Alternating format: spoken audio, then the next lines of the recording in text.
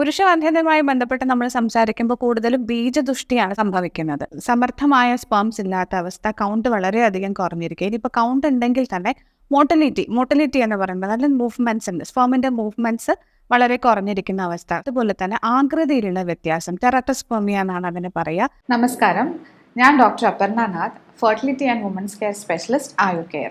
Gynaecological OPDയിൽ ഇന്ന് ഏറ്റവും കൂടുതൽ പേഷ്യൻസ് എത്തുന്നത് വന്ധ്യതാ ചികിത്സയ്ക്ക് വേണ്ടിയിട്ടാണ്. എന്താണ് വന്ധ്യത? വിവാഹശേഷവും ഒരു വർഷമായിട്ട് കുട്ടികൾ ഇല്ലാണ്ടിരിക്കുന്ന ഒരവസ്ഥയാണ് നമ്മൾ വന്ധ്യത എന്ന് പറയുന്നത്. വന്ധ്യതയ്ക്ക് പല കാരണങ്ങളുണ്ട്. സ്ത്രീയുടെ കാരണങ്ങൾ കൊണ്ട് വന്ധ്യത ഉണ്ടാവാം, പുരുഷ കാരണങ്ങൾ കൊണ്ട് വന്ധ്യത ഉണ്ടാവാം. ഫെർട്ടിലിറ്റി വെല്ലുവിളികൾ നേരിടുന്ന ദമ്പതികളിൽ ഒരു 40% ആൾക്കാർ ചികിത്സ തേടി വരുന്നത്, അല്ലെങ്കിൽ നമ്മൾ ചികിത്സ നടന്നുകൊണ്ടിരിക്കുന്ന സമയത്ത് വെളിപ്പെടുത്തുന്ന റിസൾട്ടുകൾ ഉണ്ടല്ലോ, അതിൽ പലപ്പോഴും ഒരു 40% വരുന്നത് പുരുഷവന്ധ്യതയുമായി ബന്ധപ്പെട്ട കാരണങ്ങൾ കൊണ്ടാണ്. നമ്മുടെ ജീവിതശൈലിയിൽ ഒരുപാട് മാറ്റങ്ങൾ വന്നിട്ടുണ്ട്. ആരോഗ്യകരമായിട്ടുള്ള ആഹാരശീലങ്ങളിൽ നമ്മൾ ഒരുപാട് മാറി. പുകവലിയുടെ ഉപയോഗം വളരെയധികം കൂടിയിരിക്കുന്നു. മദ്യപാനം, ഇതൊക്കെ വന്ധ്യതയുടെ നിരക്ക് ക്രമാതീതമായി വർദ്ധിക്കാനുള്ള ഒരു കാരണമാണ്. ഇതൊന്നും കൂടാതെ തന്നെ മാനസിക സമ്മർദ്ദം, സ്ട്രെസ് റിലേറ്റഡ് ഇഷ്യൂസ് ഇന്നത്തെ തലമുറയിൽ വളരെ കൂടുതലാണ്. ജോലിയായിട്ടും അതുപോലെ പേഴ്സണൽ തിങ് ആയിട്ടും ഒരുപാട് കാരണങ്ങൾ കൊണ്ട് ഈ സ്ട്രെസ് റിലേറ്റഡ് ഇഷ്യൂസ് വരാറുണ്ട്. അതുപോലെ തന്നെ ഹോർമോണൽ ഇഷ്യൂസും. സ്ട്രെസ് എന്ന് പറയുമ്പോൾ എല്ലാത്തിനും സ്ട്രെസ്സാണ് ഇന്നത്തെ കാലം. പ്രധാനമായിട്ട് പറയുകയാണെങ്കിൽ ജോലി, അതുപോലെ തന്നെ ഒരു എക്സാം റിലേറ്റഡ്. ഇപ്പോഴത്തെ കുട്ടികളൊക്കെ എഡ്യൂക്കേഷനിൽ കൂടുതൽ കോൺസെൻട്രേറ്റ് ചെയ്യുന്നത് കൊണ്ട് തന്നെ വിവാഹ ശേഷവും ഇത്തരത്തിലുള്ള എഡ്യൂക്കേഷനുമായി ബന്ധപ്പെട്ടുള്ള കോഴ്സുകളൊക്കെ ചെയ്യുന്നുണ്ടാവും. അതും ഒരു കാരണമായിട്ട് കണ്ടുവരുന്നുണ്ട്. സ്ട്രെസ് റിലേറ്റഡ് ഇഷ്യൂസ് ഭയങ്കരമായിട്ട് വർദ്ധിച്ചു വരുന്ന ഒരു സാഹചര്യം തന്നെയാണ് ഇപ്പോൾ കാണുന്നത്. അതുപോലെ തന്നെ ഈ അസുഖങ്ങളുമായിട്ട് ബന്ധപ്പെട്ട് ചില അസുഖങ്ങൾ കാണാം. നമുക്ക് വെരിക്കോസീൽ എന്നൊക്കെ പറയും. വെരിക്കോസീൽ എന്ന് പറഞ്ഞാൽ സ്ക്രോട്ടത്തിന്റെ ഉള്ളിൽ ഞരമ്പുകൾ പിണഞ്ഞു കിടക്കുന്ന അവസ്ഥയാണ്. ഇത് ക്രമാതീതമായ സ്ക്രോട്ടത്തിന്റെ ഉള്ളിലെ ടെമ്പറേച്ചർ ഇൻക്രീസ് ചെയ്യുന്നതിനും സ്പേം പ്രൊഡക്ഷൻ എന്നുള്ള ഒരു പ്രോസസ്സിനെ ബാധിക്കുകയും അതുപോലെ കൗണ്ട് കുറയും ചെയ്യുന്നുണ്ട്. പുരുഷവന്ധ്യതയുമായി ബന്ധപ്പെട്ട് നമ്മൾ സംസാരിക്കുമ്പോൾ കൂടുതലും ബീജദുഷ്ടിയാണ് സംഭവിക്കുന്നത്.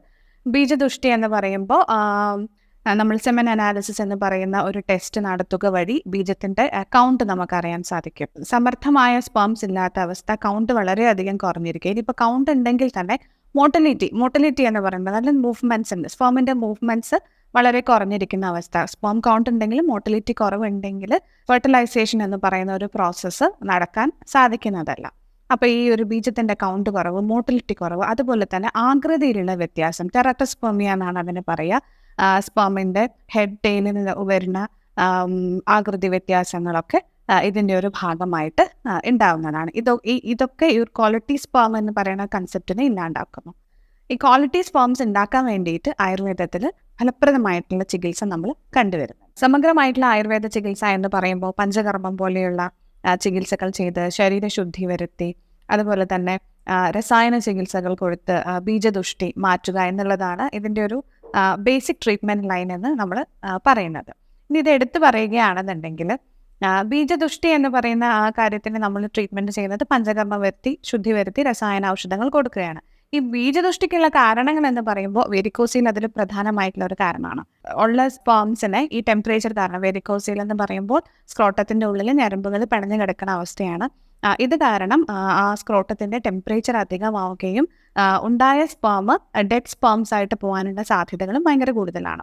അപ്പോൾ ഈ ഒരു അവസ്ഥയിൽ ശീതധാരകളും ശീതലേപനങ്ങളും എല്ലാം ചെയ്ത് ആ ഒരു ശരീരോഷ്മാവിനെ നിയന്ത്രിച്ച് കൂടുതൽ ഡെഡ് സ്പേംസ് ഇല്ലാതെ ക്വാളിറ്റി സ്പേംസ് ഉണ്ടാക്കാനുള്ള ആയുർവേദ ചികിത്സകൾ നമുക്ക് ലഭ്യമാണ്. അതുപോലെ തന്നെ സ്ട്രെസ് ഇൻഡ്യൂസ്ഡ് ആയിട്ടുള്ള ബീജദുഷ്ടി നമുക്ക് സംഭവിക്കുകയാണെന്നുണ്ടെങ്കിൽ സ്ട്രെസ്സിന് വേണ്ടി, സ്ട്രെസ്, ആൻസൈറ്റി മുതലായവയ്ക്ക് വേണ്ടിയിട്ടുള്ള ആയുർവേദ ചികിത്സകൾ ചെയ്ത് അതിനെ ഫലപ്രദമായിട്ട് ട്രീറ്റ് ചെയ്തതിന് ശേഷം നമ്മൾ ക്വാളിറ്റി സ്പേംസ് ഉണ്ടാവാൻ വേണ്ടിയിട്ടുള്ള രസായന ചികിത്സകളും ഇതിൻ്റെ കൂടെ ഇൻകോപ്പറേറ്റ് ചെയ്താണ് നമ്മുടെ ട്രീറ്റ്മെൻറ്റ് പ്രോട്ടോകോൾസ് നമ്മൾ മെയിൻറ്റെയിൻ ചെയ്ത് കൊണ്ടുപോകുന്നത്. കൃത്യമായിട്ടുള്ള സമയത്ത് ഇങ്ങനത്തെ അവസ്ഥകളെ തിരിച്ചറിയുക എന്നുള്ളതാണ് നമ്മൾ ശ്രദ്ധിക്കേണ്ടതായിട്ടുള്ളത്. കൃത്യമായിട്ടുള്ള രോഗനിർണയം സാധിക്കണം എന്നുള്ളത് കൃത്യമായിട്ടുള്ള ഡോക്ടറുടെ സേവനം ലഭ്യമാകുമ്പോഴാണ്. അതിനനുസരിച്ചുള്ള ടെസ്റ്റുകൾ ചെയ്തും രോഗനിർണയത്തിന് ശേഷം മാത്രമാണ് നമ്മൾ ചികിത്സയിലേക്ക് കടക്കുന്നത്. ഇത്തരത്തിലുള്ള പ്രശ്നങ്ങളിലൂടെ നിങ്ങൾ കടന്നു പോവുകയാണെന്നുണ്ടെങ്കിൽ ശാസ്ത്രീയമായിട്ടുള്ള ആയുർവേദ ചികിത്സ ലഭ്യമാണ്. അത് പരമാവധി പ്രയോജനപ്പെടുത്തേണ്ടതുമാണ്.